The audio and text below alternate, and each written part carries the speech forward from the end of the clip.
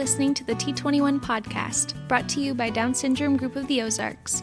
Our mission is to bring life and wellness to families who are advocating towards a community of inclusion for individuals with Down syndrome.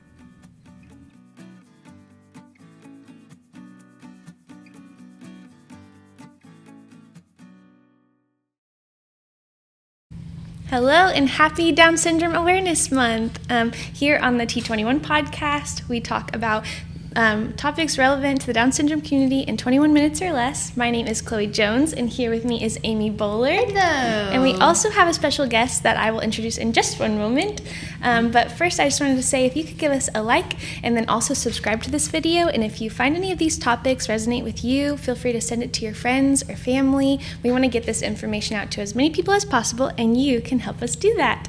Well, welcome today, Cindy Lyons. Hello. Hello. I'm so happy that you're on here, and I'm so happy for Amy to hear your story. Yes, I cannot wait. Especially for Down Syndrome Awareness Month. You have a son, James, with Down syndrome, and other amazing children, and I just am so excited for you to just give your insight and your perspective, and you're such an encouragement to so many parents. Cindy is not only a church leader and a mother, she's also a leader for one of our life groups. It's called the Journey Life Group with Down Syndrome Group of the Ozarks, which is the host of this podcast. And we're just so thankful for you to be here. I know I just introduced you very briefly. Yeah. Is there anything else you want to share? Oh, I'm just glad to be here. We love this community, and it's an exciting month to just share just the joy of getting to know other individuals with Down syndrome and just to celebrate our kids. Yeah.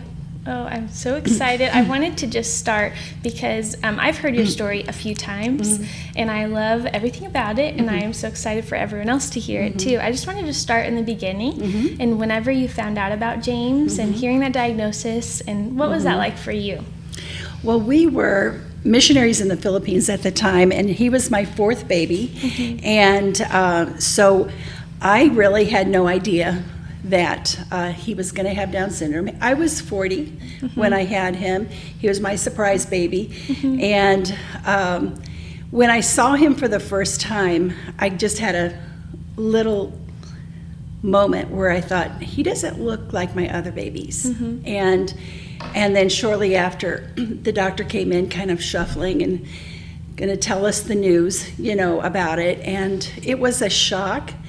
I never had met an individual with Down syndrome before, and my husband hadn't either. And, in the Philippines at that time, they didn't have a lot of information out. And the hospital gave me a little pamphlet that said on the top, Down syndrome is a freak of nature. And I was just like, should I not say that? No, you can say that. I'm just shocked I didn't know that part. No. And so we were in shock. We were already, having all the feelings that any other family has when they receive the news. And there were not a lot of resources to help us or people that could come and talk to us and just give us some information. And so... And especially, what year was this? When was 1996. Okay. He's 28. Yeah. And now they have so much more now in the Philippines. They're doing so much better. But at that time, we were just alone on it. Yeah. And we were like everyone else, just like going through kind of a grieving stage. We loved our baby. You just can't help but love this little baby, But he had a hard time with his suck, swallow, breathe mechanism, and we had to come back to the States when he was 6 weeks old because he had lost so much weight and he was just dying. Yeah. And they put him right into Cox South and taught him how to suck with a speech pathologist. Yeah. And I was just amazed, like they know what to do here, But we went through all of the stages that a lot of people go through when they discover, the diagnosis. But I'm so thankful because it seemed like God just kept putting people in our path to help us with what we needed next. And so we dealt with the diagnosis in different ways, and that happens sometimes. Like maybe one of the parents will come to a piece about it earlier, and like my husband, it was when he was about 9 months old, where he finally came to peace with it, with God, and we loved our baby. But I think in the hospital is when I was like, okay, I can do this. God's going to help me. And I feel like, and I'm going to just share kind of like from a faith perspective here. We named him James before he was born. And so on the third day, we'd cry, and then we'd just hold him and love him and cry. It was so normal, really. And on the third day, my husband just got out the Bible and started reading James. And it says, consider it all joy when you go through these hard times. And then, it's just like, I just got this sense from God to trust him. And I felt like he said to me, Cindy, you have no idea how much joy this child is going to bring you. Right. And everyone. Yeah. And you're just going to have to trust me. You've trusted me with all the things in your life so far. Trust me in this one. Yeah. And, oh my goodness, he was so right. Right. James has brought more joy to our family. James has just been a joy to people in our community, in our church. And James continues to be just such a blessing to us. Yeah. Oh, thank you for sharing that. Yeah, thank you for sharing the real and raw of that too, because it is, I think a lot of people go through that grieving process, and we had talked on an earlier podcast with another family, and it's natural to grieve the thing that you thought you were going to have, right? And so in our lives, it's not just a diagnosis necessarily, but like things happen in our lives, and you have to grieve that thought, right? And so thank you for being real and raw about that, because I think that's normal and natural. So as James got older and you started seeing more of like the traits that people with Down syndrome have, not physical, but behavioral wise, and just the little things about him that made him so special, how did you navigate that as a parent, and what did you learn from that? Well, James was just so cute. He just was funny. And I don't know about everybody that has a child with Down syndrome, but he had the love bug factor. Yeah. Just so sweet and loving and fun. He was nonverbal for a long time, but he could communicate. And so I had this little chart that has a little face that says, happy face, scared face, surprised face, all the feelings, because I didn't know if he would ever talk. But I wanted him to know these words. I wanted him to be able to identify how he felt, because I wanted him to somehow let me know how he felt. Yeah. And so every day, I would say, James, are you having a happy day? Yeah. Are you scared? Yeah. And he would learn how to tell me how he felt. And so, some people think that kids with Down syndrome are angels, and that they would never have a mean thought in their head, and that they never are naughty. Well, we all know they're just like everybody else. and so I remember going we were part of the Down syndrome group of the Philippines, Association of the Philippines, and we went to the first Christmas party, and there were over 600 people there. And I was just watching, like, wow.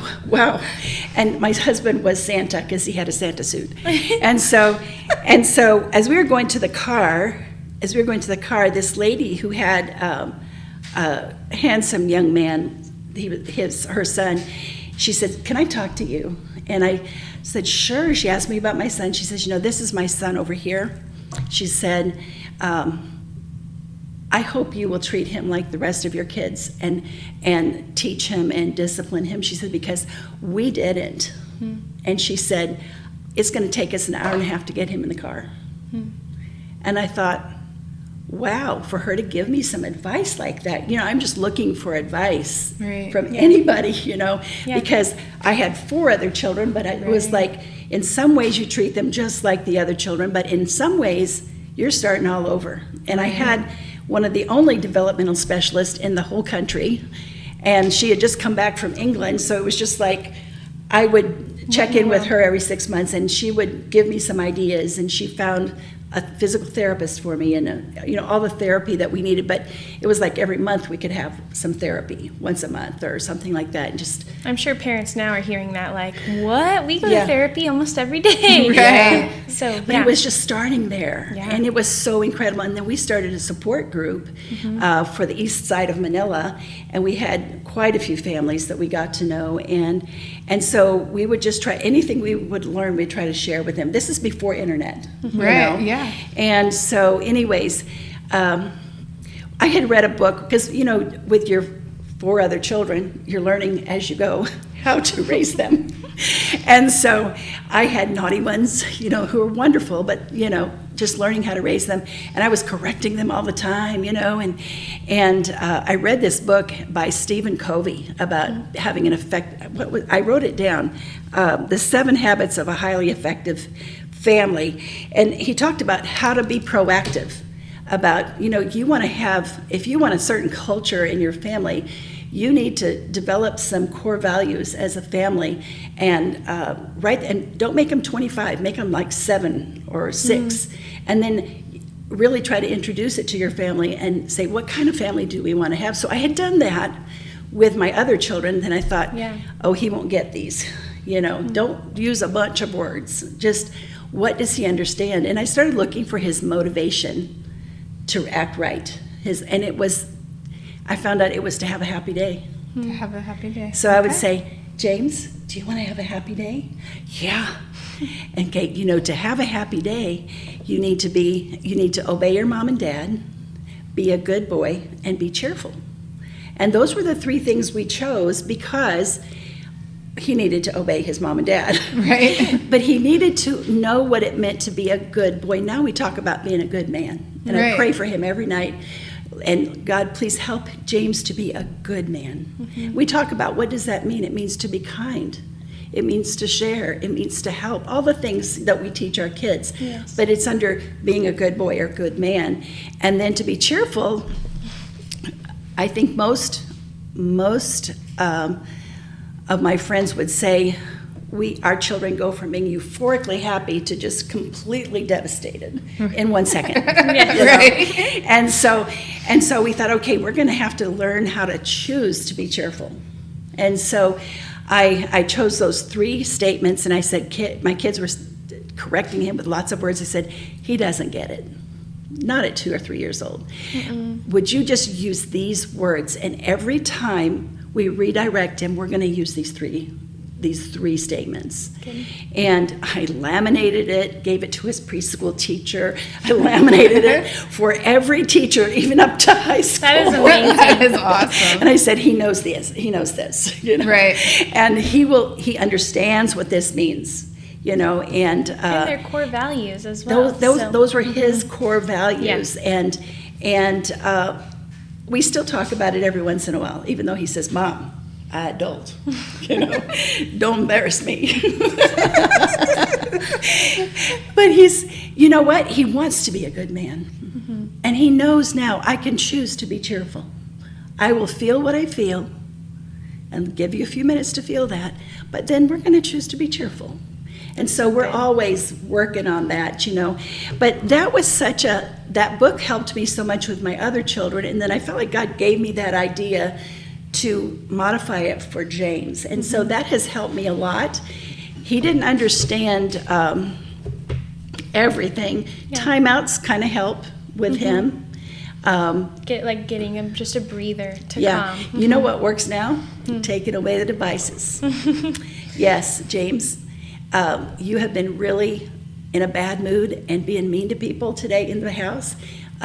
We think you need to have a break from your devices, and he's just devastated. But it's amazing how it gets so sweet, It is, and I think devices kind of create the negativity. I have that issue at home too, so I feel you on that. And we have a private group just for parents and caregivers with a child with Down syndrome on Facebook, and a lot of people ask, "What do you do about devices?" Or like, "We're having troubles with this." So that's so good. If you're wondering, and I have really, because he loves what he loves to watch, and it's like scrap metal, the WWE and things like that, but I've noticed that we have got to help guide him to to direct him to say, you know what, you've been on a long time. I think you need to do something else. Do some of your art. He loves to get out all his WWE figures, and he knows every single one of them, or his crayons, or whatever he wants to play with or do. And that just kind of helps recalibrate him, Yes. And sometimes we do it, we take it away because he's not been so nice. But a lot of times we're learning we've got to do it because he doesn't need to be on his device that long, Right. Yeah. So I loved hearing you say that you took what you had already established with your family and that you modified it to bring him into that. Yes. I think a lot of times we go all in on making a change and doing something just for this one person in our family instead of just bringing them into what already is happening. Yes. And so you modified it and you got to those 3 things. But what were the biggest, in his raising, what were the biggest differences discipline-wise that you had to do with him versus your other kids, but still holding that core value together? You know how if you tell your other children, you are not allowed to do that, this is what you need to do. They know. They may act like they forgot, but they know. With him, we did not take it like it was a disobedience. Right. He really needed to be reminded, and just in a calm way. Now, James, we've talked about this before, but I want to remind you that in our house, we don't do this. Okay? And we would want him to respond that he heard us, but it took several years of that for it to really sink in. Those rules or those ways to live didn't really sink in as fast as it did with the other kids. But I couldn't look at it like he's disobeying me. No, he forgot. Right. I want to go back to that lady that you met in the parking lot. How awesome of her to give you advice from a failure that she had. Yeah. Because many people don't want to admit the things that are hard. Yeah. And for her to say, do it now so that you don't have to deal with what I'm dealing with right now. Wow, she just dropped out of the sky for you, that's what we need. And that's what's so beautiful about our little groups and the coffee talk, Facebook pages. We learn from each other, and I have been so blessed to see, in my group, how they help each other. And somebody's going to have heart surgery, they start talking to each other, they say, you need to do this, and it's just beautiful to see them helping each other. And I know a couple came and talked to us when we came back to the States when James was so sick, and before we went back, and they came and shared with us how they felt when their son was born, and they just shared their story, and I got to meet their little guy who's now our neighbor, and I thought, I can live with this. Yeah. He is so cute, and he's just darling, and he was 11, and he was kind of like my 6-year-old son. I thought, I can do this. The thing is with our journey, there have been challenges. Oh, right. James still can't read, and I've just gotten through a year and a half of trying to teach him to read, and it's just not working, and everybody's different. But James has so many strengths. He has so many strengths, and he is such a joy to be with. And he's the first one that our kids go to when they get home, and they're looking for James. And he's just. They have said this. They have said, having James in our life has made us better, and awesome. They have become more compassionate, and they have just kind of functioned together more as a team because we all needed to help James. And so it's made our family better, and sweeter. And, with James, we just slow down and enjoy the simple things. They actually, so your children have a podcast. They do. What is it called? It's called Life with the Lyons, and they have a whole, a series of 3 on that, and they interview James in one of them. They interview Eddie and I, my husband, in one of them, and they talk amongst themselves in one of them, which is so sweet. Well, hearing James talk and tell about his life is sweet to me, but it is just, they just want people to know it can be good. Exactly. Things are going to be okay. And I'll put that in the link in the description below, just so you guys can check it out. It's such a good podcast, and it has footage from James whenever it was the best day. Does he say it's the best day of his life, or what did he say about whenever he won LPA King at the dance? Yeah. What did he I forget what he said. He told me it's Miss McCullough, favorite teacher ever. I love that. Which is awesome. So I'll have that in the description below, so you guys can check that out.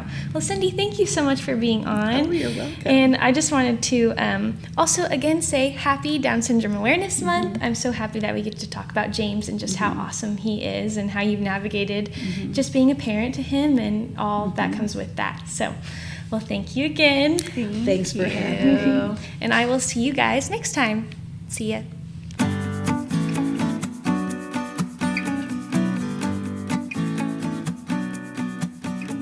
If you would like to learn more about Upside Down Mercantile, you can go to shopupsidedown.com or visit us on Commercial Street in Springfield, Missouri. If you have a topic you'd like to know more about, you can email them to info@dsgo.life.